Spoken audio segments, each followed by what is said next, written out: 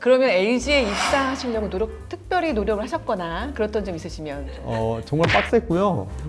네. 일단 제 목표가 LG의 특정 부서를 들어가는 게 목표였기 때문에 거기서 동기부여를 일단 많이 받았어요. 그래서 그 목표한 곳을 들어가기 위해서는 어떤 준비가 필요한지를 조사를 많이 했고요. 그 조사를 하면은 고객을 연구하는 전문 연구소니까 고객 연구할 때 필요로 되는 소양이 뭔지, 그다음에 어떤 방법론들이 있는지, 어떤 것들을 집중해서 내가 알아야만 하는지, 그런 걸 입사하기 전부터 굉장히 많이 관심 있게 봤던 것 같습니다. 그래서 적어도 내가 가고자 하는 회사에 특정 어떤 직무 부서가 있다라고 하면 해당 부서가 필요로 하는 혹은 요구하는 그 기본적인 자기의 역량을 자기가 관심 분야로 설정을 해놓고 계속해서 스크랩을 하거나 아니면 관심가 있는 카페라든지 이런 데 가입을 해서라도 계속 자기 자신을 그 관심 수준에 굉장히 가까운 곳에 노출을 시키는 게 되게 중요한 것 같아요. 네. 그런 노력을 제일 많이 했던 것 같습니다. 그러면 저희가 이제 저도 막 면접 같은 거 보잖아요.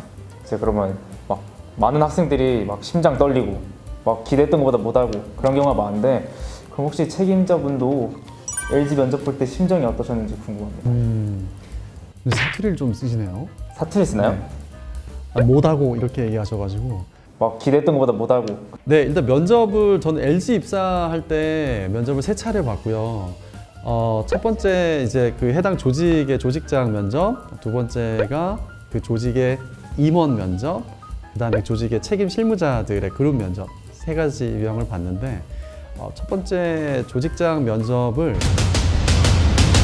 개망했습니다. 네, 쫄딱 망해가지고요.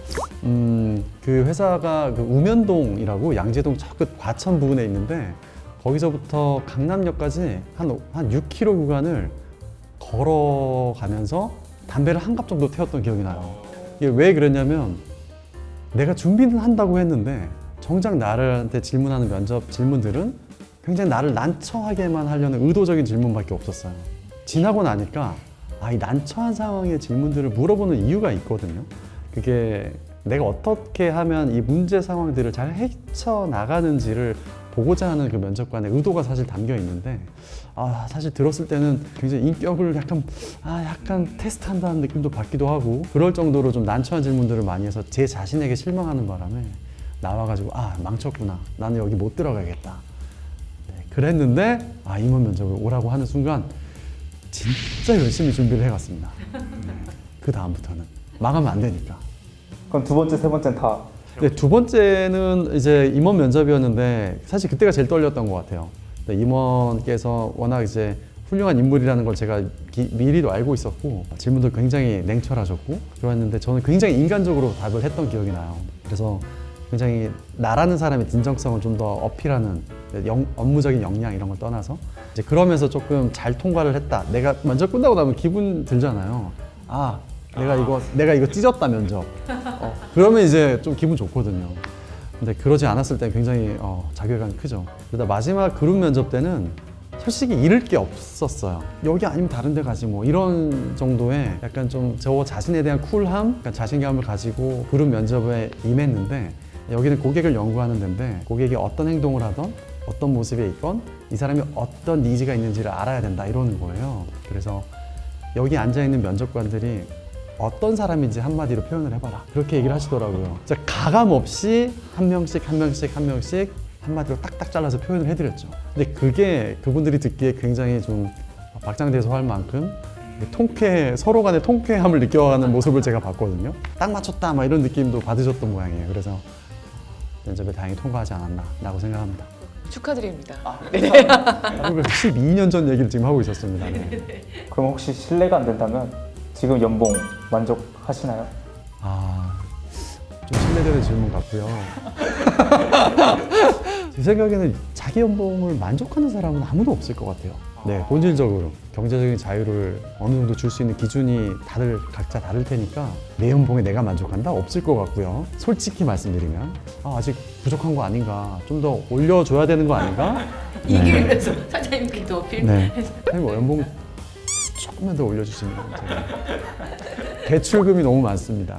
사장님 연봉 조금만 더 올려주시면. LG에서 일하시면서 업무적으로 힘들었다. 나 진짜 때려치고 싶어. 뭐 이랬던 적. 많았죠. 뭐 그거야 정말 많았는데 가장 기억에 남는 건 회사의 이제 조직장으로부터 좀 인격적인 모욕을 당했을 때, 그때가 제일 회사를 다니기 힘들었었던 것 같아요.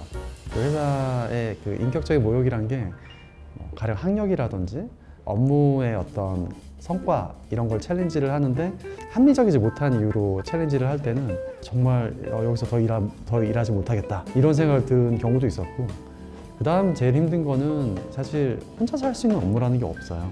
모두 다 같이 일을 해야 되는데 같이 일한다라는 그 환경이 때로는 나하고 마음 맞는 사람하고 일할 땐 좋지만 그렇지 않을 때는 그 프로젝트 기간 내내 힘들거든요. 2달, 3달 뭐 먹고 자고 거의 같이 해야 되는 수준으로 오랜 시간을 같이 있는데 같은 데서 같은 공기를 마시는 것조차 싫은 그런 경우들이 있습니다. 그럴 때 정말 회사 생활이 어렵다고 느낄 때가 많아요. 어떻게 좀 극복하셨어요? 혹은 뭐 자기 컨트롤은 다 각자가 다른 방법이 있겠죠. 근데 저 같은 경우는 일단 상대를 무시했던 것 같아요. 네. 무시라는 게 그 사람을 무시하는 발언을 한다는 게 아니라 그 사람과 가능한 인터랙션을 줄이는 방향으로, 가능한 이제 소통하는 일을 좀 적게 하는 방향으로 그렇게 제 자신을 조금 더 조절을 했던 것 같고요. 근데 이거는 LG라는 대표성을 띠고 이야기할 수 있는 부분이 아니라 여러분이 어디 가서 어떤 일을 하시건 조직 생활이라는 곳이 혼자 일하는 곳이 아니잖아요. 여러분이 혼자 앉아서 전문성을 가지고 일하는 직종이라면 모르겠지만 협업을 해야 되고 조직 생활을 한다는 데서 일어날 수 있는 사람 간의 관계에서의 힘든 부분은 어느 회사를 가나 다 마찬가지로 생각해요.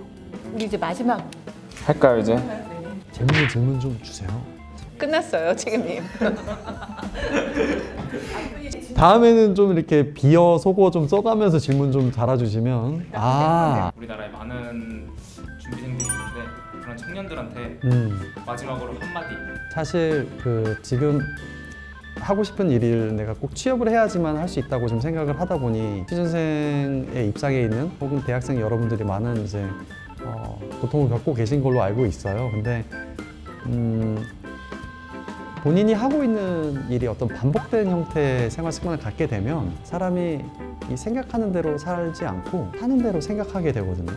근데 사는 대로 생각하는 그 순간 여러분의 그 바운더리, 여러분의 한계 이런 것들을 극복해내야 된다는 어떤 동기부여 자체가 사라집니다. 그래서 절대 사는 대로 생각하지 않도록 여러분은 더 다양한 곳에 가서 다양한 사람을 만나고 다양한 정보를 취하면서 더 노출을 많이 시켰으면 좋겠고요. 기본적으로.